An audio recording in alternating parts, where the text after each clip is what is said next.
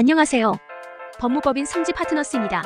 더운 날씨가 연이어 이어지면서 가벼운 옷차림을 한 사람들이 많이 보입니다.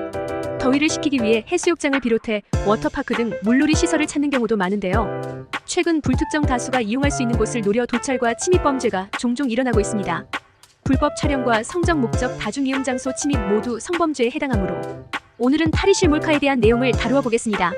경찰이 발표한 것에 따르면 여름철은 특히나 신체 노출이 많아 전체 불법 촬영 범죄의 약 30%가 집중되는 기간입니다. 이들 중 일부는 수영복 또는 환복하기 위해 옷을 탈의하는 탈의실을 범행 장소로 노리는 경우도 있는데요. 만일 탈의실 내에서 타인의 신체를 몰래 촬영하였다면 다음과 같은 형을 선고받게 됩니다. 탈의실 몰카 초범이라 하더라도 중형 선고될 수 있습니다. 남녀 성별을 구분하여 이용하고 있는 장소에 이성이 마음대로 침범하게 된다면 성폭력 범죄의 처벌 등에 관한 특례법 제12조 성적 목적 다중이용 장소 침입죄에 해당하며 1년 이하의 징역 또는 1천만 원 이하의 벌금형을 선고받게 됩니다. 게다가 그 상태에서 불법 촬영 기기를 설치해 촬영하였다면 7년 이하의 징역 혹은 5천만 원 이하의 벌금형에 처해집니다. 게다가 상습적으로 타인의 신체를 도찰하였다면 그 죄에 정한 형의 2분의 1까지 가중한 처벌이 내려집니다. 탈의실에 침입하여 타인의 신체를 불법적으로 촬영하였으므로 높은 수위의 형을 선고받을 가능성이 큽니다. 실제로 선고된 판례들을 살펴보면 초범이라 하더라도 강한 처벌을 내린 것을 확인해 볼 수 있습니다. 그러므로 탈의실 몰카 혐의를 받고 있다면 형량을 감형받기 위한 노력을 기울여야 합니다. 탈의실 몰카 감형받는 방법. 먼저 섣불리 잘못을 부인하는 행동은 지양해야 합니다. 그 이유는 수사기관 측에서 적발 당시 수거해간 휴대전화나 불법 촬영 기기를 통해 어느 정도 자료를 수집해 놓았을 가능성이 높기 때문입니다. 이러한 행동은 자칫 잘못을 인정하지 않는 것으로 보일 수 있어 감형에 도움이 되지 않습니다. 또한 몰카 범죄는 타 성범죄에 비하여 재범률이 높은 사안에 해당합니다.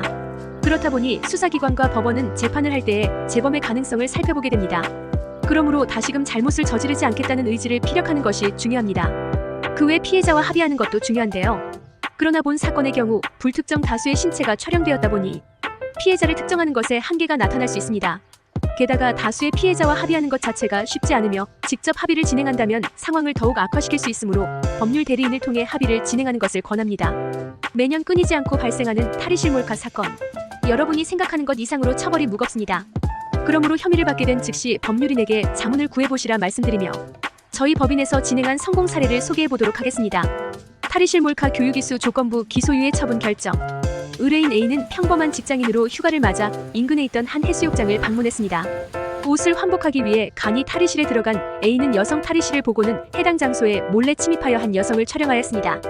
당시 본인의 범행이 들키지 않자 더욱 대범해진 A는 다른 여성의 신체도 불법 촬영하는 등 더욱 과감한 모습을 보였는데요.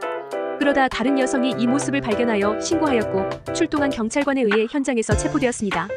당일은 간단한 조사만 받고 끝이 났으나 추가 조사를 앞두게 되어 법무법인 성지 파트너스를 방문해 상담을 요청했습니다.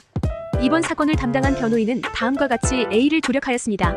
먼저 수사에 협조하는 자세와 유리한 진술을 할 수 있도록 사전에 연습하는 시간을 가졌으며 본인에게 도움이 될 수 있는 양형 자료를 최대한으로 수집하였습니다.